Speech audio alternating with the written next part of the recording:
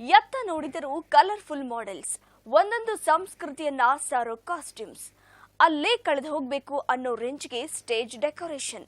ಯುವ ಪ್ರತಿಭೆಗಳನ್ನ ಗುರುತಿಸಲು ತುಮಕೂರಿನ ಹೆಸರಾಂತ ಸಾರಾ ಡಿಸೈನ್ಸ್ ಅಕಾಡೆಮಿ ವತಿಯಿಂದ ಫ್ಯಾಷನ್ ಶೋ ಕಾರ್ಯಕ್ರಮದಲ್ಲಿ ಪುಟಾಣಿಗಳ ಝಲಕ್ ತೋರಿಸ್ತೀವಿ ನೋಡಿ.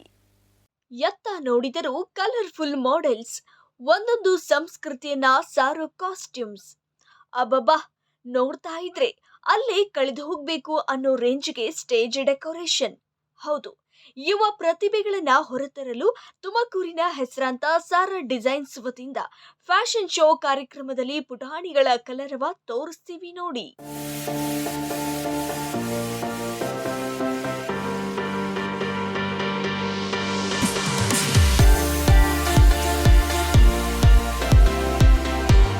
ಸ್ಮೈಲ್ ಫೇಸ್ ಅಲ್ಲಿ ಸ್ಟೇಜ್ ಹತ್ತಿರೋ ಕ್ಯೂಟೀಸ್, ಮಾಡೆಲ್ ಲುಕ್ ನಲ್ಲಿ ಹೆಜ್ಜೆ ಹಾಕಿರೋ ಬ್ಯೂಟೀಸ್, ನಾವೇನ್ ಕಮ್ಮಿ ಇಲ್ಲ ಅಂತ ಕಮಾಲ್ ಮಾಡ್ತಿರೋ ಯುವತಿಯರು.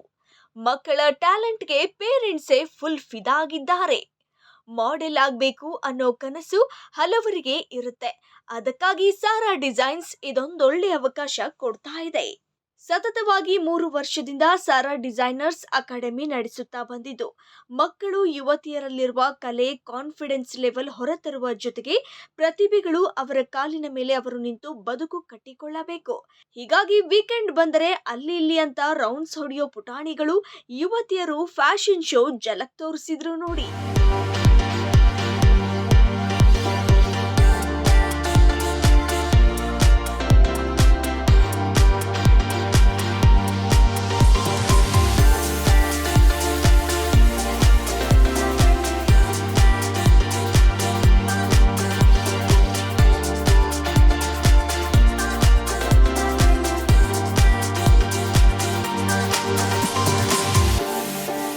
ಸಂಸ್ಕೃತಿಯನ್ನ ತಿಳಿಸುವುದಕ್ಕಾಗಿ ಬ್ರೈಟ್ಸ್ ಆಫ್ ಇಂಡಿಯಾ ಮತ್ತು ಕಲರ್ಫುಲ್ ಕಿಡ್ ಅಂತ ಮಕ್ಕಳಿಗೆ ಅವಾರ್ಡ್ ಕೊಡಲಾಗಿದೆ.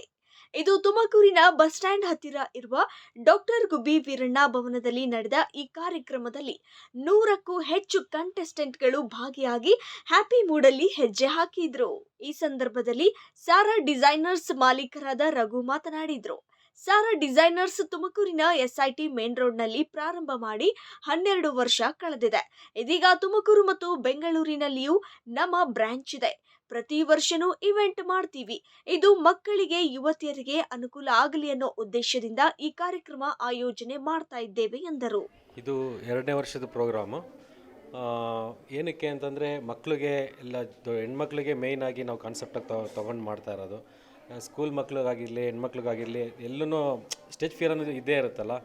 ಸೊ ಹಂಗಾಗಿ ಇವ್ರು ಡಿಸೈನರ್ಸ್ ಎಲ್ಲ ಇದ್ದಾರೆ, ನಮ್ಮ ಸ್ಟೂಡೆಂಟ್ಸ್ ಇದ್ದಾರೆ, ಅವರೆಲ್ಲ ಡಿಸೈನ್ ಮಾಡೋದ್ರಿಂದ ಅವ್ರಿಗೆ ಸ್ಟೇಜ್ ಫಿಯರ್ಸ್ ಎಲ್ಲ ಹೋಗಲಿ ಅಂತೇಳಿ ಒಂದು ಕಾನ್ಸೆಪ್ಟ್ ಇಟ್ಕೊಂಡು ಮಾಡಿದ್ದಾರೆ. ಆಟ ಪಾಠ ಎಲ್ಲ ಕಾಮನ್ ಆದ್ರೆ ಮೆಡಲ್ನಲ್ಲಿ ನಡೆಯೋ ಇಂತಹ ಶೋಗಳು ಮಕ್ಕಳಿಗೆ ಮನೋರಂಜನೆ ನೀಡುವ ಜೊತೆಗೆ ಕಾನ್ಫಿಡೆನ್ಸ್ ಕೂಡ ಹೆಚ್ಚು ಮಾಡುತ್ತೆ.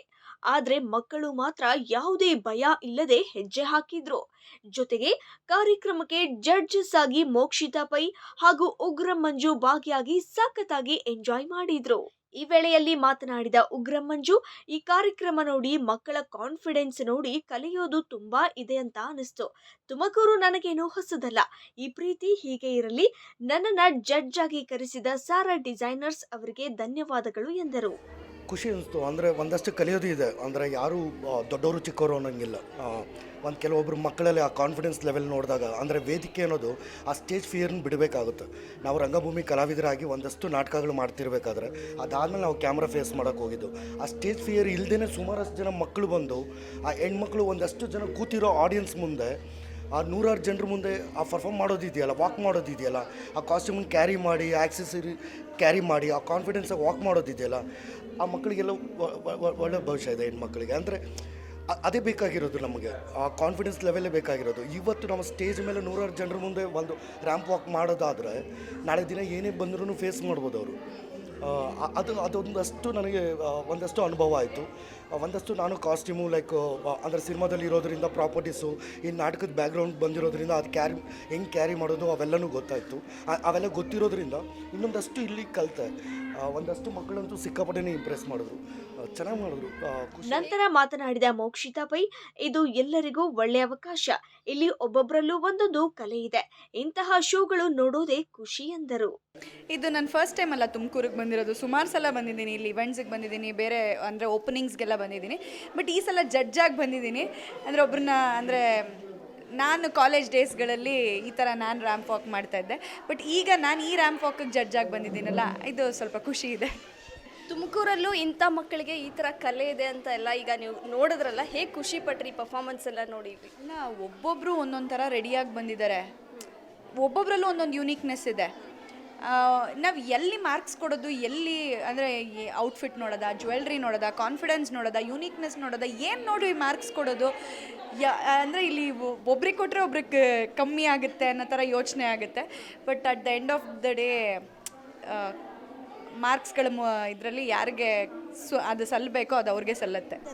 ಹೌದು, ಒಟ್ಟಾರೆಯಾಗಿ ಫ್ಯಾಷನ್ ಶೋನಲ್ಲಿ 3 ಜನರನ್ನ ವಿಜೇತರನ್ನಾಗಿ ಮಾಡಿ ಫ್ಯಾಷನ್ ಶೋ ಯಶಸ್ವಿಯಾಗಿ ನಡೆಸಿದ ಸಾರಾ ಡಿಸೈನ್ಸ್ ಮುಂದಿನ ಶೋ ಮೇಲೆ ಇನ್ನಷ್ಟು ಪ್ಲಾನ್ ಮಾಡಿದೆ. ಕ್ಯಾಮರಾಮನ್ ಅಂಜನ್ ಕುಮಾರ್ ಜೊತೆ ಸ್ಮಿತಾ, ಅಮೋಘ್ ಟಿವಿ, ತುಮಕೂರು.